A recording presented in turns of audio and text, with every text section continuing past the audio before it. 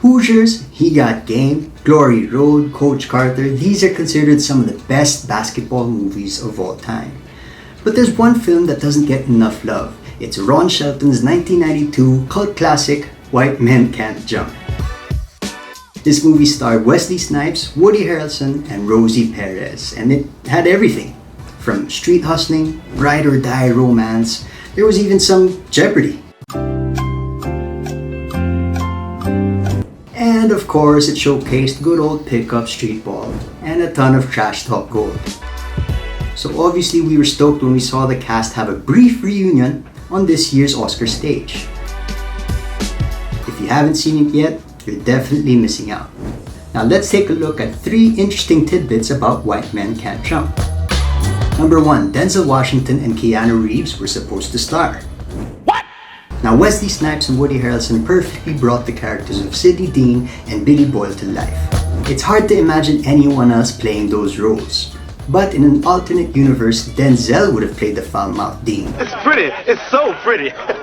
The multi-awarded actor, or to some, the GOAT, was the first choice for the role, but he turned it down to do Malcolm X instead. Can't blame him. Snipes, meanwhile, was already a recognizable name by then, and he became a huge action star. As for Woody, he's probably lucky that Keanu's lack of talent in basketball prevented him from landing the role. Keanu was reportedly so uncoordinated on the court, paving the way for Harrelson, an avid baller, to step in. This movie pretty much made Woody's career. Charlie Sheen and David Duchovny were also considered for the role. Pretty weird choices. Number 2, there was some real hustling happening behind the scenes. Remember that iconic scene where Billy wanted to prove to Sidney that he could dunk and bet all his money? That also happened in real life. But it was the other way around. Harrelson won money off of Snipes after a successful dunk. What? But unbeknownst to Snipes, the crew laced Woody's hands with stickum. It helped him grip the ball. And they even lowered the rim before the dunk. Even the director got himself some action after making up a budget gap by winning a shooting contest with a studio exec. Shelton reportedly hustled the producer to give him 15 grand to move the shoot back on schedule. That's pretty crazy. Damn! Number 3, Billy Hoyle inspired Nike.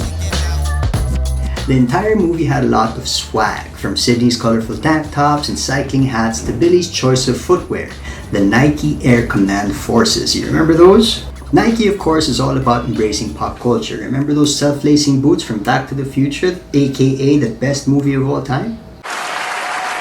The sporting giant released the Nike Hypersizes in 1999, which featured a special Billy Hoyle colorway. It even paid homage to the character's line in the movie, as the words, "I'm in the effing zone," were inscribed in the tongue of the shoe. The original Air Command Force was even re-released in 2014, with the Billy Hoyle colorway becoming its best-selling pair. So there you go. What's your favorite basketball movie of all time? Maybe we can make a video about that movie. Leave a comment in the section below. And don't forget to subscribe. Be excellent to each other.